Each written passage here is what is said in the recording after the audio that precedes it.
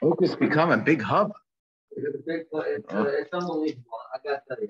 Yeah, you know what? And it also is like, it's the major place where people hang out from Hollywood and Boynton Beach as well. It was so nice. Yeah. All right. So let's pick up where we left off.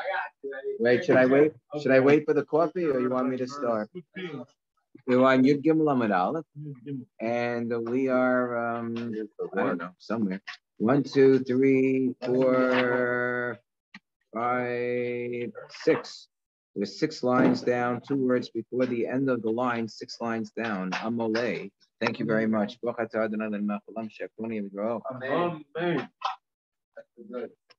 So we had a question that Rabbi Yirmiyah had posed to Rabbi Zera, whether we make a knas. Somebody intended to do the malacha on Kol HaMoed, so either we don't allow him, or we don't allow him to benefit from the malacha, or so do we penalize the son? So we said, well, maybe we penalize the son. Two different ways of understanding the question. Either we do penalize the son, or maybe we're not even sure. Maybe we penalize the son. In the case where a Kohen ships the ear of Bechor that he has so that he can eat it without having to wait for it to get a blemish, because otherwise he's not allowed to eat the Bechor. You have to bring it to the base of Mikdash. We don't have a base of Mikdash anymore. Yeah. Number 2, we have the case where a person, that's correct. You penalize him if he does it on purpose. It's an Issa D'Oraisa. It says, Mun lo yiyabo. And then we spoke about the case the person sells the Eved Knaini to a non-Jew, and so we penalize him. That even if the Eved Knaini becomes free, he can't enslave him again because it was wrong of him to sell him to a non-Jew, to an idolater in the first place, since the Eved Knaini, who's chayav in mitzvahs kiisha, is not going to be able to perform mitzvahs. So maybe we would penalize the son as well. So that's the question. Do we say we penalize the person's no longer alive? Or do we say we penalize his property and the property is still there? We penalize him vis-a-vis his property.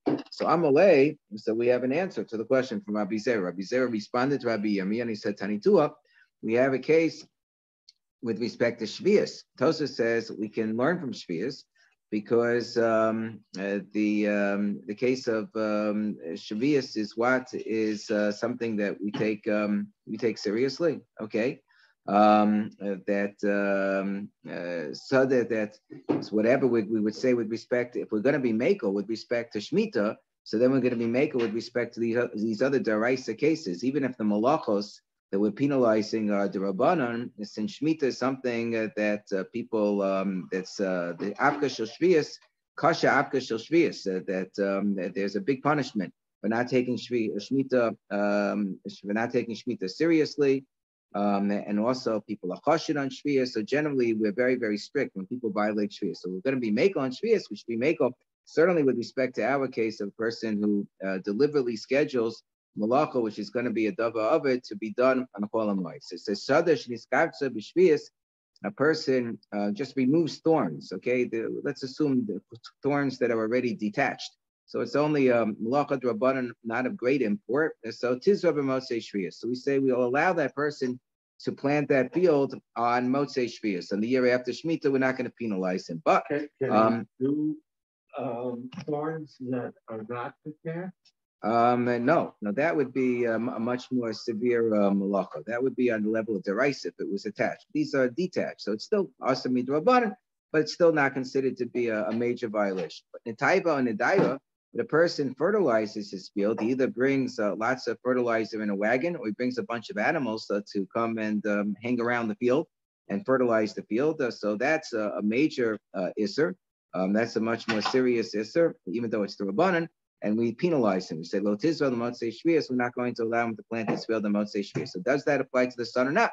Rabbi Yossi B'Chanina. So Rabbi Zera points out, the Rabbi Yossi B'Chanina says, Naktinan eitiva umeis b'no zor, that if he had fertilized his field and he died, so then we are going to allow the son to plant the field the following year. So Amal Didei Kansos, even though this is the Shemitah is treated very seriously, nonetheless we're Mako. So Amal Didei Kansos Banan for the Brelo Kansos Banan. We only penalize the violator and not his son if the violator dies. So Achinam Didei Kansos Banan Brelo Kansos Banan. So it should follow somebody planned his malacha to do on Kol HaMoed, the son didn't do anything wrong, and the father dies, we're not going to penalize the son. So Amar Abaye says, I'll give you another case. Now, we also learn that Timei Taharosa, if the person was mitame, the person contaminated the taros, the sanctified food and items of another person, so that if you look at the food, you can't tell it was contaminated. You can't tell that he took a dead rodent and touched it against this food item. It's not something which is conspicuously visible.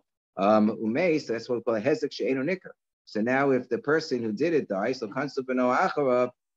we don't penalize. We don't penalize the son. We only penalize the person who did it himself.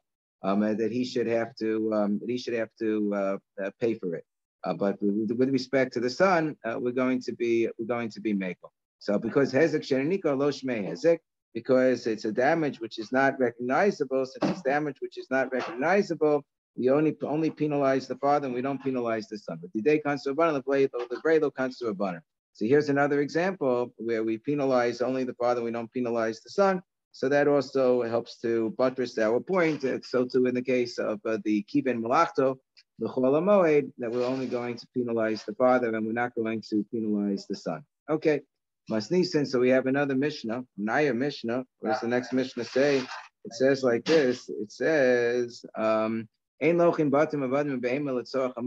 only allowed to purchase homes and slaves and animals if you need them for the moed, the yantif, the cholamoed yantif, or you feel bad, the person who's selling it has nothing to eat. What does it mean? It's nothing to eat. The Mishnah Berurah brings 2 days. So it means he doesn't have lechem umayim.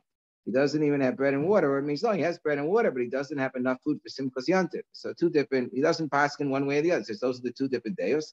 So either way you paskin, he doesn't have enough to eat. So you're allowed to support the person and buy things from the person that you don't need the house, you don't need the slave, you don't need the animal for the moed, but you're allowed to buy them anyway in order to support this individual, so he'll have enough money to buy food for Yantiv. The Gemara says, mahu. What about if you have a poel who doesn't have anything to eat? Can you give him malacha? Here we're talking about buying merchandise, but are you also allowed to give malacha to do? Normally we say there's an issa malacha on chol hamoed, either d'rabbanan d'oraisa, but you're allowed to give work to do to somebody who wouldn't otherwise have anything to eat on chol hamoed. Is that permissible? So Amalei. So we're not going to answer Tanina. So what did it say? It said already that you can purchase houses or slaves or animals l'tzorach hamoed. And now we go on and we say, l'tzorach hamoker she'ein lo mayochel. So isn't that coming to include this case? My love lasuye skapula. Doesn't this come to include the case of a poel who has nothing to eat? Because we already said that you're going to purchase it l'tzorach hamoed. So doesn't this mean, so that would presumably include even this case of where you're selling merchandise. This must be coming to include the case where you're going to give somebody work as well. So say, well, perusha kam mefarish. No, this is just giving an explanation for the first part of the sentence. But it said what's considered to be the l'tzorach hamoed. That's what's considered to be the l'tzorach hamoed is, for example, the mocha doesn't have anything to eat. However, that doesn't mean that if the person in question would have to actually do work, that would be permissible to give him work to do. So Esrei Abaye. So Abaye asked the kasha. Abaye said, well, ein kosin shtari chol b'moed. If you're not allowed to write up promissory notes on the chol hamoed, but if you don't, let's say a lender is extending a loan on chol hamoed, and he doesn't trust that the borrower is going to pay him back unless there's a promissory note, so that's like a dava of it, so then you're allowed to write a promissory note. Or he doesn't have anything to eat. What does it mean he doesn't have anything to eat? Presumably it means, doesn't that mean that the sofer doesn't have anything to eat, and you want to give the sofer work to do, writing his work, in order that he'll be able to make some money. Doesn't it, maybe this comes to include this case? Doesn't it come to include that you can give the sofer the work to do in order that he'll be able to have money to buy food to eat? So shmamina, that is also permissible, not only with respect to buying items that are buying items for somebody who doesn't have anything else to eat, but also with respect to giving somebody work who wouldn't otherwise have something else to eat, that would also be permissible. Okay, so mostly Osheshis, so Chachamim Omrim, so Osheshis asks a kasha. What's the kasha Osheshis is going to ask? He asked the following question about Erev Pesach.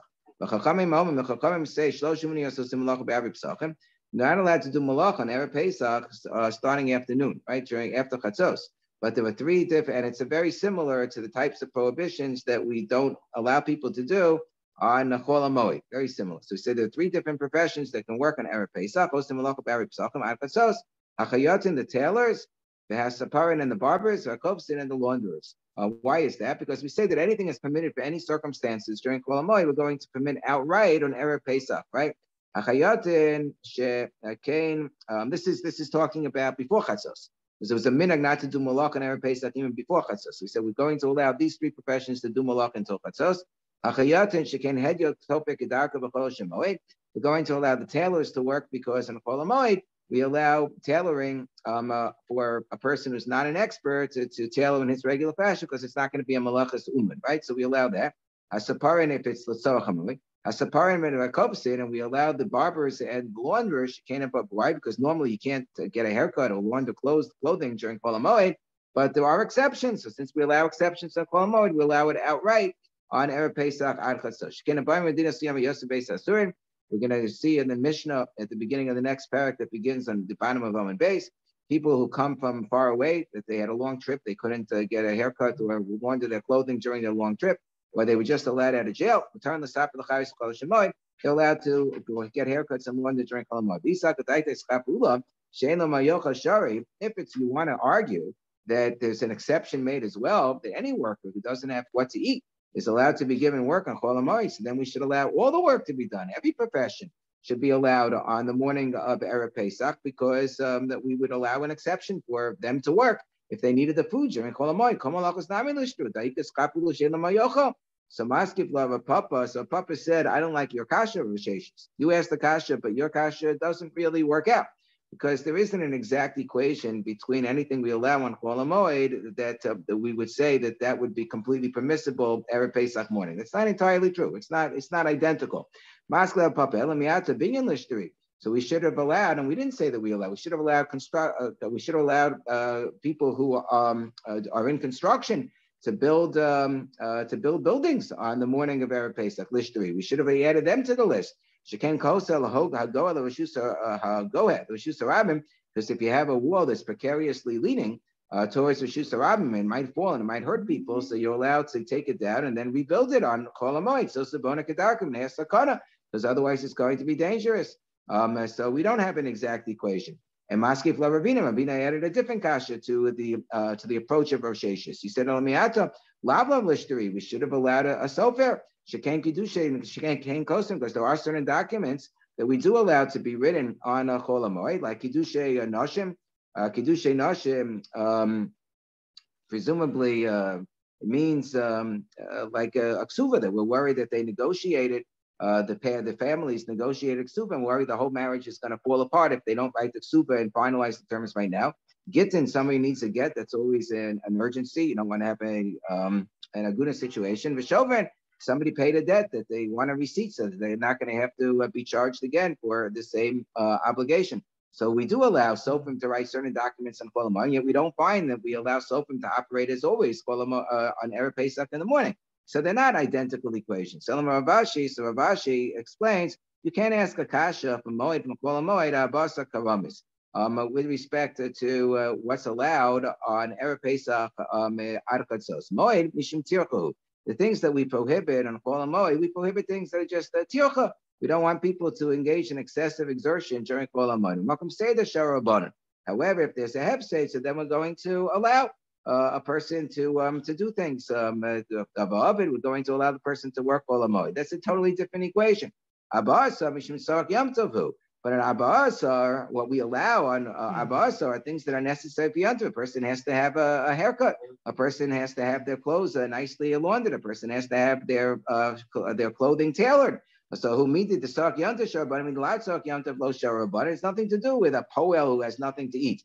That's not a relevant consideration for Erev Pesach in the morning. And therefore, even if it's something that we permit on Yontiv Day, on Chol HaMoed, even if it's something that we are going to permit on Chol HaMoed because the Paul has nothing to eat, and that's not going to be in the category that we just say, oh, well, since this work was allowed under those circumstances, we're going to allow this work no matter what on Erev Pesach in the morning. No, Erev Pesach in the morning, the things that we allow across the board have to have some sort of a tzorach yantiv, and there wouldn't be a tzorach yantiv for just any profession whatsoever. Okay, good. So the Mishnah says, Anaya Mishnah, you're not allowed to haul items. You're not allowed to move items, clear out items from one house to another house. That's excessive tirch. There's nothing to do with malacha. You can't do that in Chol HaMoed. If there's a tzorach hamoed, it's a different story. But you're just doing it stamazol. You're clearing out items. You're cleaning out your house. So you're moving items from your house on this block that you have another storage facility on another block. You're going to move it to that storage facility. No, we're not going to allow that.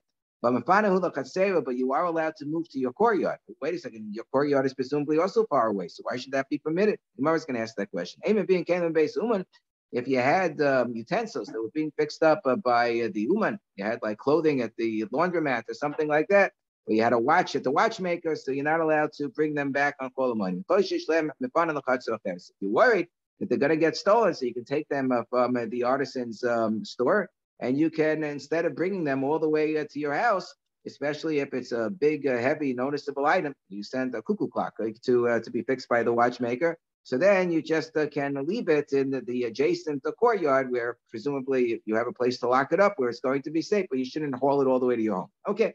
Gemara says, the Reisha implies that you're not supposed to move your furniture around from place to place if one place is far away from the other. So why do we allow you to take from a house to a chutzah that's presumably far away? I think we can all anticipate the answer. Abaye, safe for us, and the Abaye shebechutzah. Safe is talking about you have a house in a courtyard, and you're just moving the items from your house into your backyard. You're not moving it far away, a few blocks away. It's the courtyard that the house is in. Okay. You're not supposed to bring in utensils from the craftsman. Rava tested us. He gave us a bechina. So the question that he asked on the bechina, he said was Tanah, and the Mishnah says, you're not allowed to bring on Chol HaMoed your items from the base of Uman. Presumably these are items that you don't need on Chol HaMoed. But we have another brisa that says that you're allowed to bring back your utensils to Beis Uman. Not only that, but Molichan, you're even allowed to bring items to the Beis Uman. So what's going on over here? Even though you don't need it on Chol HaMoed. So we gave the answer that we can distinguish that one case is talking about Chol HaMoed. The other case, no, it didn't say in either case which what it's talking about. It's talking about Chol HaMoed, it's talking about some other time. No. So one case is Kam Be'abasa. When does it say you can't bring the utensils back? That's on Kam B'chol Shemoy. When it says you can't bring the utensils back, it's talking about Chol HaMoed. When it says that you're allowed to bring the utensils to the artisan or bring them back from the artisan, it's talking about Erev Pesach. Erev Pesach is more kal. So Ibai Seima,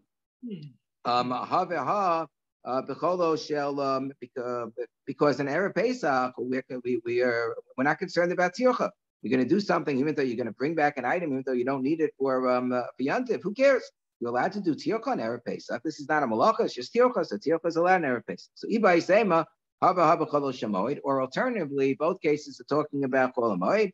Kamamino b'mamino kamishena mamino. You leave it at the artisan's house or the artisan's store. When you trust that the artisan is not going to throw it in the garbage, you lose it. But if you don't trust the artisan, you're afraid he's going to give it away to somebody else, so it's going to get misplaced. So then you can pick it up. So then we turn the page, Yaakov. We're turning the page. You'd give him on the base. Behatanya. What? Oh, you did already. I'm sorry. Okay. Behatanya. So the Brisa says, "Mevian kelim mibesa uman." The Brisa. So this Tanya is benichusa. This is a support for what we just said. You're allowed to bring the kelim back even on Chol HaMoed mibesa uman from the artisan's store. Kigon, like for example, a kad mibesa kadat. You're allowed to bring a jug back from the potter's store. Because of base zegig, and you're allowed to bring a glass goblet from the glassmaker's store. You're not allowed to bring a dye back from the dyer. Below kalim mi base uman, and not other types of utensils from the base uman. Only these items are permitted. because the first two items are considered to be L'tzorach Yantif. You need the jug and you need the goblet. You're going to use presumably on Yantif, but you're not going to use the wool that was dyed beforehand. You're not going to use these other utensils. Let's say it might be clothing that you don't need until after the Yantif. So that you're not allowed to bring back. But if the artisan doesn't have anything, doesn't have anything to eat, so then no saying no scharo. So then you're allowed to give him his, even though you're not going to take the item back yet, but you're allowed to give him his payment or manicho etzlo, and you just leave the item with him. But if you meno mamino, but you don't trust him, so that's what we were talking about. You don't need the item for kol, with respect to those items, like the last two types of items that we mentioned. You don't need a kol moed. So then you're not allowed to take them back. But if you ain't no mamino, except if you're afraid that they're going to get lost, you don't trust that the craftsman is going to keep them safe. So then you take them out of his store and you only haul them as far as you absolutely need to haul them. So if there's a courtyard next door, so you leave them next door. And if you're worried that they're going to get stolen even from that courtyard next door, so then you can bring them all the way to your house, but you have to do it inconspicuously. Maybe but seen them so tirza. So we say, wait a second. This wasn't such a support. This only supported the case where you're bringing them back from the artisan's house, but not where you're bringing them to the artisan's house. But why would the fact that you don't trust the artisan be a reason to bring him the utensils in the first place? Because after all, the halacha is that you're not allowed to bring back under the normal circumstances from the Beis Uman, and certainly you're not allowed to take to the Beis Uman. So how could it be that this other brisa says that Mevian u Molichan, because it says Molichan and Mevian Kalim Beis Uman, that can't be justified based on the fact that you don't trust the Uman. Ella Mechavorta Kedushinim Meikar. Rather, the only good answer is that it must be talking about Erev Pesach. You'd be allowed to even bring it to the Uman and Erev Pesach, but on Kol HaMoed, you're not allowed to bring it or to take it back. And it's true, the halacha is, and Eino Mamino, so then you could take it back on Chol HaMoed, but there wouldn't be a justification for bringing it in the first place. Okay, and I am Mishnah. You're allowed to cover up these figs. You have figs that are being dried, and you're allowed to cover them up with straw. Rabbi Yehuda, you can do that on Chol HaMoed. Okay, you're covering them up with straw because otherwise they're going to get ruined. Rabbi Yehuda says you can cover them up thickly. Okay, Mokwe Peiros, Ksus V'Kelim, Mochim B'Tzinul Tzarach HaMoed. The person is selling fruits and clothes and the other utensils that people need for the Moed. They have to be sold discreetly because it's not obvious that everyone who's buying it is going to buy it for the purpose of the Moed. Maybe some of the people are buying it for after the Moed. So therefore, so it shouldn't give a wrong impression. It should be sold discreetly. It should be done with sinna. If you have the animal trappers, or you have the shushos, what are the shushos? Those are people who take wheat and they pound them into cereal. They pound them into grits. And the grusos are the people who take beans and they pound the beans into porridge. So osim b'tzina. So they also should do things b'tzina l'tzarach hamoed. If it's done for the purpose of kol hamoed, because they're going to make large portions. These are the people who do it like on a large scale. So it's going to look like maybe they're doing it for after the yontiv. If they do it before esis, they have to do it b'tzina. Rabbi Yossi said, they were stringent. Well, what does that mean? They were more stringent than they needed to be. I don't know. What does Rabbi Yossi mean? We have to examine exactly what Rabbi Yossi meant. So Gemara says, Rabbi Yossi, Rabbi Yochanan. They have two different opinions about the first part of the mission, about what are these different cases of mechapin. Rabbi Yehuda, that the Tanakama said, just with some straw. Rabbi Yehuda said you can cover up the figs, the figs that are drying, even in a thick fashion. So Chanama mechapin are kelushe. The mechapin means that you're covering them up like with straw, with branches that are far away from each other, so it's not covering it up completely. Ma'avin asmuchim. Ma'avin means that it's covered up completely, that you don't have any air spaces between one covering and the next covering. The other says no. The Tanakama also allows for the covering of the kash of all the straw to be right next to each other, so it covers up the entire area. But ma'avin means that you make it into a very thick covering. Also kamin pri, that you have like a heap of straw, like there are many layers of straw that you're piling on top of the figs. And even that would be permitted according to Rabbi Yehuda. Tayanami haki, there a brayso that supports that. Ma'avin means also kamin pri. Rabbi Yehuda. Rabbi Yehuda says that you make a giant heap, you make a giant pile of straw, and you can put that on top of the figs. Okay, so the people who are selling these items that are not perishables, Even though they're for the Tzarach HaMoed, we're afraid it's not going to look good. It'll look like people are buying for after the Moed, so it has to be done with sin, it has to be done discreetly. So Ibailu, Heinach Miur Alatzman. So what did Rabbi Yossi mean when Rabbi Yossi said Heinach Miur Alatzman? Of the cloud, does that mean that Rabbi Yossi is saying there are some the store owners became so machmir that they didn't even open up discreetly? They wouldn't even sell inconspicuously. Maybe it's a criticism. He was saying they were too machmir. Or maybe he's saying that this itself is a chumrah. The fact that they're selling these items that people need for Kol HaMoed, and the Mishnah says it should be sold b'tzina, should be sold privately, but should be sold inconspicuously. That itself is a chumrah. Really, once you're selling the moed, you could do it conspicuously. You could do it out in the open, and the whole mission is a chumrah. So Tashma. So which did he mean? So come and listen. So we have a brisa that has the same idea that these store owners are allowed to sell inconspicuously, discreetly for purposes of the moed. And Rabbi Yossi Omer, you know what? Tigrei Tiberia. He's criticizing. He's saying there was way too machmir. That the store owners and the merchants of Tiberia, they were so machmir that they didn't sell anything. So even people who really needed the items, couldn't get them. They wouldn't sell anything. They were so machmir, they just closed down shop altogether. Similarly, Brisa says that similar to the Mishnah, we spoke about the Sayodin, right? That the trappers of the wild animals and the birds and the fish, they're allowed to trap the fish, allowed to go fishing. But Sina, the Tzarach HaMoed, they're allowed to do it privately with Tzarach HaMoed. Rabbi Yossi told me, you know what? The Akko fishermen, right? They didn't fish altogether. They didn't trap animals altogether. Terrible. The Shushay, Chilka, Targis, Atisni, Doshim, B'tzina, Tzarach HaMoed. Similarly, the people who chop up, they pound the wheat into, they pound it in halves or thirds or quarters. That's Targis, Tisni, and that's Skoka, Targis, and Tisni. Doshim Mitzina, so they pound the wheat Mitzina, L'tzorach HaMoed, because so people can have, the grits to eat. Rabbi Yossi Omer, the Shushay Tzipori, you know what? The pounders of Tzipori, they wouldn't do it all together. Okay, so I'm a bayi. Chilka, Chada, so what's Chilka? Chilka, you're taking the wheat kernels. So chilka is when you pound one wheat kernel and you pound it into two. You take your mortar and you pound it into two. You pound one wheat kernel into two. Targis is class. You take a wheat kernel and you pound it into three. Tisni Tisni is when you take a wheat kernel and you pound it into four parts. So Kiasa, Ravdimi Amar. So Ravdimi said, you know what chilka is? Chilka is kunta.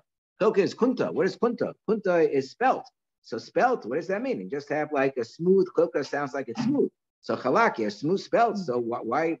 So is that the correct translation? So may say, so we have a kasha. It says chilka is targis with tisni, chilka, targis with tisni, all these things. Chilka, when you have that's in targis and tisni, they always are tame because in order to bring them about, you need to you need to soak the wheat kernels in water. So therefore, they're going to be susceptible to tumor. So tmei makom makom. So bishlam l'manda machad l'tarti the class l'abah. So if we interpret the chilka and the targis and the tisni also referring to wheat kernels that are being pounded into 2 parts or 3 parts or 4 parts, we understand. You're losis in them. You soak them with water. So mishum haki tmei makom makom these kasher. That's why they always become tummy because they were iskasher. They were huksha the kapal tumah. Because they had water that was soaked in them, but otherwise everything needs, in order to be kabel tuma, food has to come into contact with a liquid, with a water, one of the zayim mashkin. But if I just say that it's smooth spelt, why in the world should it be tamei? It doesn't necessarily have to come into contact with water. I was kosher. It didn't come into contact with water. So we say, no, we're talking about shelled spelt kernels. It was shelled. If it wasn't soaked into water, you wouldn't be able to shell it. You wouldn't be able to hull it. Why is it called chilka? It's called chilka, the shakli chokaya, because you take off the husks. You're only able to take off the husks. So when you soak it in water, and then it becomes smooth. So that's why it's called chilka. Okay, fine. So even when he said spell, when Dimi said spell, he meant that it comes into contact with water. Meisve, we have a kasha though. I know them in a dogon. If a person takes an nether, they're not going to benefit from dogon. From grains. So also apipula mitzri. So he's there. Then that person is not allowed to even to derive benefit from an Egyptian bean. Yavesh, if it is dry, mutter blach. But he would be permitted to benefit from it if it was moist. It's considered to be a dogon while it's still dry. So it's an original grain form. So then that would also be included in the neder. And he's permitted to have rice. Rice is not considered to be dogon, to be a regular grain. The chilka v'targis v'tisni, and he's also allowed to partake in the chilka and the targis and the tisni. So bishlav and the mandam achad l'tati chad l'aba. So according to the opinion that says like Abaye, who says that the chilka, targis, and tisni mean that we're talking about wheat kernels that are chopped into 2 or 3 or 4. Shapit and aflumitars dagan. I understand when they're not included in the neder because they've been chopped up, so they're no longer whole grains anymore. But if I say that it's just shelled out or hold spelt, so that's one piece, and that's dagan malyu. That's perfectly authentic dagan. That's a regular grain. That should be included in the neder. Okay, so kasha, that's a good kasha. All right, when it says kasha, usually means there's some sort of a text. It's a kasha. Mafuna sharlu lahanu kupaisa. Rav Huna allowed the spice dealers. The mazel is vunek or chaya b'shukim. He allowed them to go out to the marketplace during Chol Hamoed to sell their spices in the normal fashion. Because spices are either perishable or it's obvious that people are buying spices for the Moed use, so therefore there wouldn't be any Mari sign. So it could be done even before Hesed. So Esrei Rav Kahana asked the kasha, Chanas pesucha l'stap. If you have a store which is opened up to like a portico, that you have like it's opened up to a private area where you have like a bench, a raised platform where people, where you would put down the wares, so people would sit down, but it's not opening up to the Rishus Harabim. So then you can open up the store and close the store in the regular fashion. But if it's opened up to the public thoroughfare, so then you have to have like one door open and one door closed so that it's not so before Hesed. And if it's the last day of Chol Hamoed, right before Yantiv, but then you're allowed to have the peiros, the fruit, all over the marketplaces of the city in order to publicize the Yantiv is coming. So that's considered to be showing honor for the Yantiv. So it sounds like what?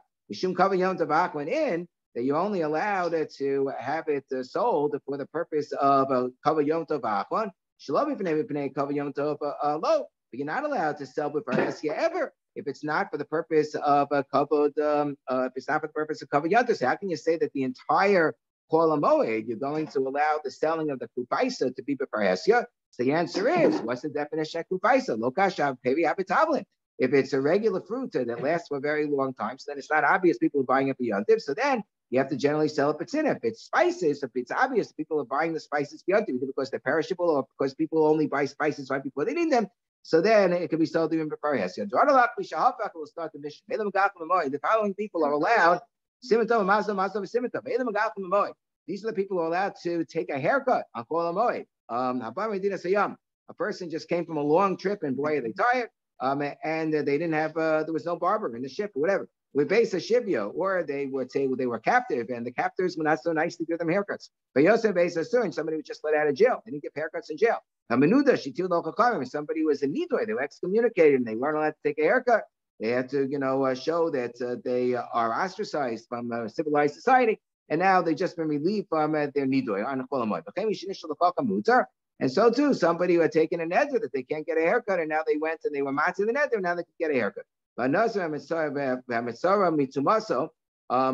you have a nazir or mitzvah, somebody who was a leper, and they're ola mitumaso, they're coming out of their tumah, and part of the rite, part of the ritual for them to emerge from their tumah is that they're supposed to shave off their hair. The taraso, in order to purify themselves. So the following people allowed to do their laundry at Chol Hamoed. About also, about Medina Sayyam, person came from far away. Base of Shivya was just let out of captivity. Yosim Base of Surin just let out of jail. The excommunicated person who was just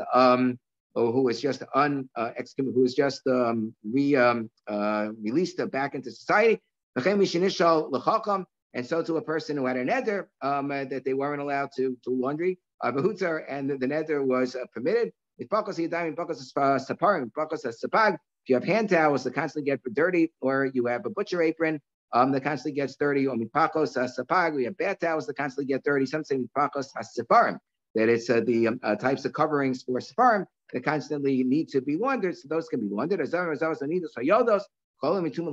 Anybody who had been tamea for like a 7-day period, azava, Anida, a woman who gave birth, that's now that they had been Tmeah for a long time. So Elu Tmeah Mutarin, so now they're coming out of their tumor, so they're allowed to do laundry, Shakal Adam Masurin, but all the other people are not allowed to do laundry during Kol HaMoed. Okay, stop here. Yeah.